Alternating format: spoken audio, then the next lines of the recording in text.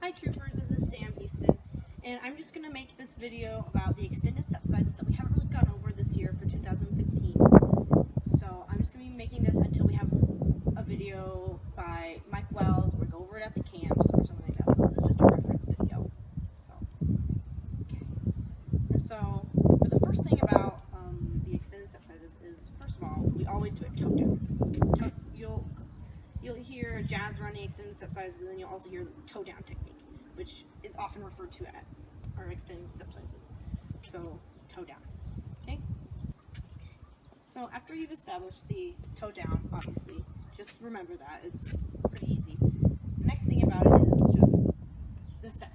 And the step off is kind of difficult because what a lot of people like to do, and what I like to do, and even on smaller step sizes people do this, is they'll just lean into the step off, such as like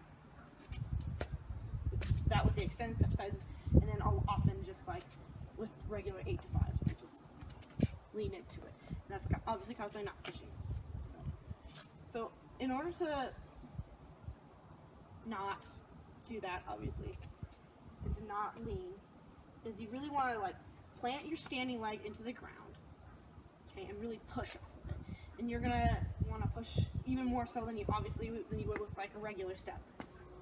So what you would do is you would really plant it, and then you would just go 5, 6, 7, pushing. Okay, those are smaller extended step sizes, but still. And another thing that a lot of people like to do, and I like to do myself with the first step, is maybe they'll start straight, or maybe not, and they'll just go kind of push and walk, or something weird, kind of like that. And since obviously we do straight leg technique, our extended step sizes are going to be straight as well. There's a little bit of bend in the pass through. We'll go over that in a moment. So it's really important that you really engage both your legs, like both of them. Like, I don't want to say especially for either of them, but so like your standing legs, so you can get that going, and then your moving legs, so you can keep that nice, good-looking leg shape. So, and what I said about the knee bend, it's not going to be like anything big or anything like no pas de chevaux kind of deal. So it's only with the pass through. Okay. And the next thing about this is when we're stepping and when we're doing it, we always do it in turnout for extended step sizes. So in normal marching, we would go push in 1 with our foot in the skeet track. Sorry, I wobbled a little bit. And we just keep it straight, and then we go back to here when we close. But with extended step sizes, we're always going to stay in turnout. So if this were to be extended step sizes, it would always be 1, 2. Oops, that was bad. But we always do it in turnout. So after the turnout and the first step, we go through the crossing count, which is the and count. And in normal marching, it would go kind of like 1 and, with that relaxed knee bend, and then just continuing on. But with the extended step sizes, what we do is we do a little plie. So we would go 5, 6, 7, push, 1 and. We would do a slight plie in the first position, or kind of like the 5th position kind of deal. So, and what we do that for is to maintain our level, our height level, because obviously I'm taller standing normally like this as opposed to like this, like with our extended step sizes. So do the plie to maintain the height level, like I said, and then also to make it more fluid and to not bounce. Because if we were marching like this, we would bounce a lot and it would look really bad. So that's why we do that. And another good thing about that is a really good exercise to do, and I think we've done it at a couple of the camps last year, is what you can do to practice that and get used to that kind of plie on the crossing count and stuff, is you just take it at a really slow tempo, and you start like this, or like this, or like this, or however you like it, and you would just go 1, the turnout, obviously, 1 and 2 and, or 1, 2, 3, 4.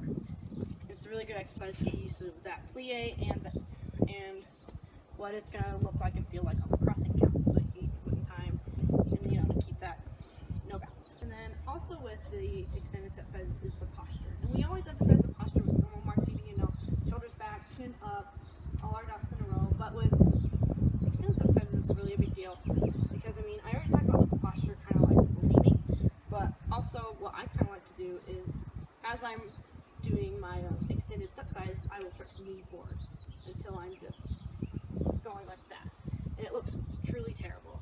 And then also what a lot of people do as they march is they lean back like this and put strain on their And then if you're doing that, then that almost looks worse when you're going like that. Obviously that's an exaggeration, but it's still really important.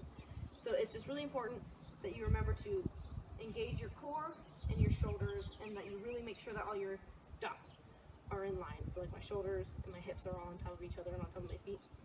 And girls, a really good way, and for guys too even maybe, is a really good way to remember that and to keep your hips in line is I kind of like to think of taking my hips and going like this with them and rotating them, like the Super Bowl analogy that Johnny Moe likes. And you just kind of go, and then just tuck them under, and then you have your good posture. It keeps you out from doing that big butt kind of deal. So, and that's a really good thing. So just remember to keep your posture and your hips in line. And then so the last thing about that extended step sizes is the close. And our close is really difficult because because there's, you know, that slight leap, you know, with everything. And it's really difficult, and you'll be going huge step sizes, really fast tempo probably. So what we do is as you're going into your close, you're going to want to keep this leg, your first closing leg, super straight. Okay, really engage your leg, make sure it's really straight, because if you bend it going in, you're going to go like this, and then you'll your momentum will keep you going forward. So, and also you really want to plant your foot, like really jam your platform and your foot into the ground to make you really just stop and lifting, and not lifting like that into close, but just kind of lifting so that like you're really truly 50-50, so that you don't lean or anything.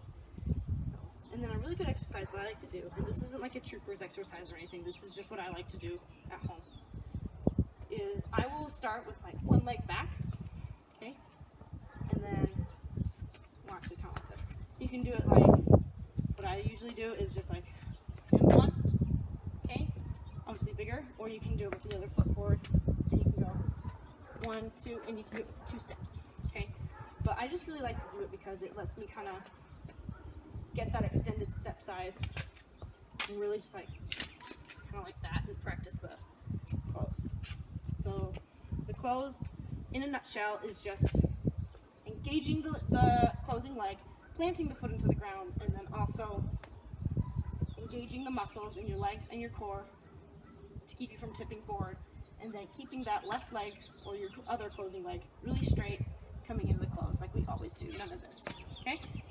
So kind of what that will look like is kind of like this.